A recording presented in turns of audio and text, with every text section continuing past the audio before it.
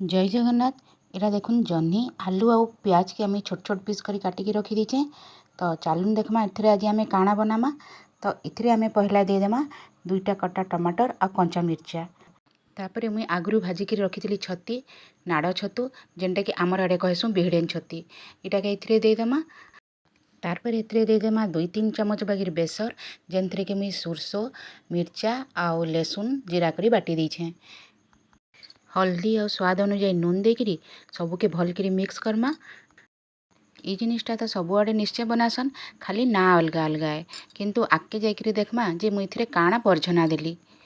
सबके भल की मिक्स करदेला परे सेथिरे देदेमा 2-3 चमच बागिर सुरसो तेल आ भल करी गुलेदेमा आ बसेदेमा टिके सीम आँचरे।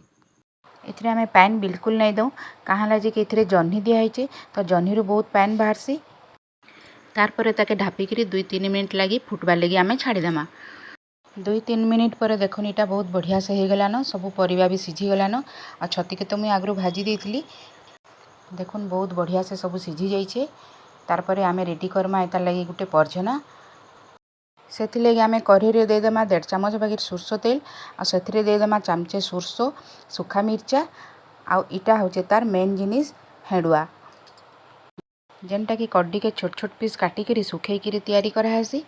आ तार बास्नाटा बहुत भल लगसी। तारपर ये परझना के नहीं करी आमे से छती रे देदेमा।